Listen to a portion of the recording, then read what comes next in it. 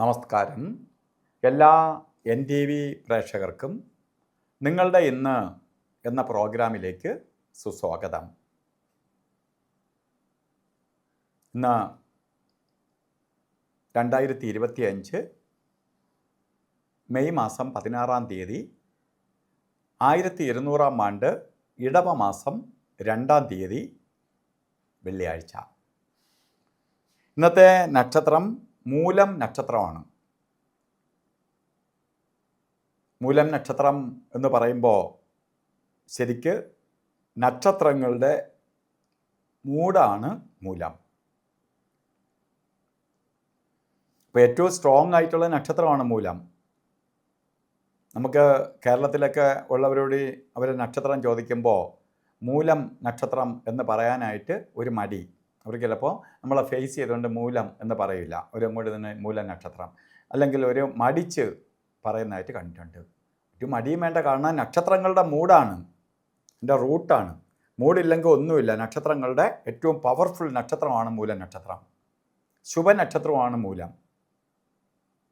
അപ്പോൾ നമുക്ക് മൂലത്തിന് വേറൊരു അർത്ഥവും കൂടി ഇവിടെ കൽപ്പിക്കുന്നത് കൊണ്ട് മാത്രമാണ് നമ്മളങ്ങനെ ഒരു പറയാനായിട്ടൊരു മടി പോലെ പറഞ്ഞത്. മൂടെന്ന് പറഞ്ഞാൽ മൂട് തന്നെയാണ് മൂലത്തിൻ്റെ അർത്ഥം. അപ്പോൾ ഈ നക്ഷത്രമാണ് ഇന്ന് വന്നിരിക്കുന്നത്. അപ്പോൾ ഇടവ മാസത്തിലെ മൂലനക്ഷത്രം ബർത്ത്ഡേ ആയിട്ട് വന്നിട്ടുള്ളവർക്ക്, ഇന്ന് ശുഭനക്ഷത്രമാണ്, ശുഭദിവസമാണ്. ബർത്ത്ഡേ ആയിട്ട് വന്നിട്ടുള്ളവർക്ക് ഒരു വർഷത്തെ ഫലത്തെ ചിന്തിക്കുമ്പോൾ നിങ്ങൾക്ക് കുറേ ഭാഗ്യദായകമായ അവസ്ഥയുണ്ടാവും. പ്രധാനമായിട്ട് കല്യാണം നടക്കാതിരിക്കുന്നവർ, കുറേ കാലമായിട്ട് കല്യാണത്തിന് ശ്രമിക്കുന്നുണ്ട്, കല്യാണമൊന്നും നടക്കുന്നില്ല. നിങ്ങൾ നല്ല ശ്രമം നടത്തുക, നിങ്ങൾക്കിപ്പോൾ കല്യാണം നടക്കും.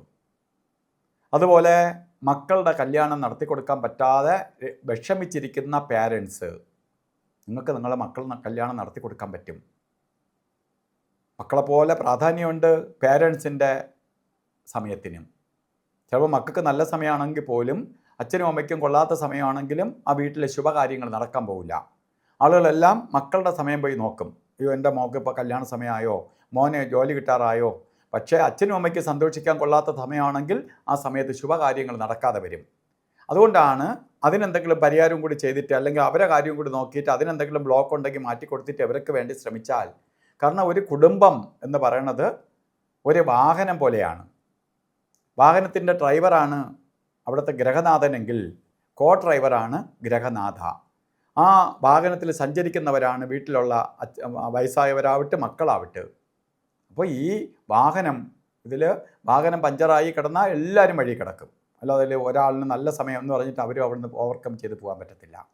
എന്ന് പറഞ്ഞതുപോലെ സമയത്തിന് പ്രാധാന്യം കൊടുത്ത് കൊണ്ടുപോകണം. എന്തായാലും മംഗല്യം നടക്കാത്തവർക്ക്, അല്ലെങ്കിൽ ദാമ്പത്യ ജീവിതത്തിൽ എന്തെങ്കിലുമൊക്കെ പ്രോബ്ലംസ് ആയിട്ട് നിൽക്കുന്നവർ, ഇപ്പോൾ നിങ്ങളെ ഒന്ന് സോൾവ് ചെയ്ത് ഒരു അഡ്ജസ്റ്റ് ചെയ്ത് പോകാൻ തയ്യാറായാൽ കാര്യങ്ങൾ സ്മൂത്തായി നടക്കും.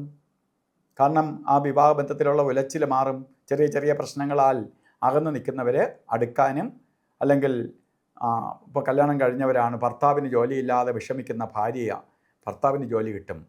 ഭാര്യയ്ക്ക് ജോലിയില്ലാതെ വിഷമിക്കുന്ന ഭാര്യയ്ക്ക് ജോലി കിട്ടി ഭർത്താവിനൊപ്പം, അല്ലെങ്കിൽ ഭർത്താവും ഭാര്യയായിട്ട് അകന്ന് ജോലി ചെയ്ത് നിൽക്കുക. ഇപ്പോൾ വിദേശത്തേക്കാവും പലപ്പോഴും ഭർത്താവിന് ഭാര്യയെ കൊണ്ടുവരാൻ പറ്റാത്ത അവസ്ഥ. അങ്ങനെ നിൽക്കുന്ന ഈ സമയത്ത് അവരെ കൂട്ടി ഒരുമിച്ച് വസിക്കാൻ ശ്രമിച്ച നടക്കുന്ന കാലഘട്ടമാണ്. ഇങ്ങനെ കുറേ സന്തോഷം തരുന്ന ഒരു വർഷമായിരിക്കും നിങ്ങൾക്കെന്ന് അറിയുക. അതുപോലെ ഇന്നും നല്ല ദിവസമാണ്. ഓരോ കാര്യത്തിനിറങ്ങുമ്പോൾ നിങ്ങൾ രാവുകാല സമയം നോക്കി യാത്ര തിരിക്കണം. ഇപ്പോൾ രാവുകാല സമയം നമ്മൾ നോക്കുമ്പോൾ കലണ്ടറിൽ രേഖപ്പെടുത്തിയിട്ടുണ്ട് 10:30 മണി മുതൽ 12 മണി വരെ രാവുകാലം. പക്ഷേ ഇന്നത്തെ രാവുകാലം 10:47 മാത്രമേ തുടങ്ങുള്ളൂ. 10:47 തൊട്ട് 12 മണി 21 മിനിറ്റ് വരെ രാവുകാല സമയമുണ്ട്. അപ്പോൾ ശുഭയാത്രയ്ക്ക് അല്ലെങ്കിൽ ശുഭകാര്യങ്ങൾ ചെയ്യാനും രാവുകാലം ഒഴിവാക്കുക.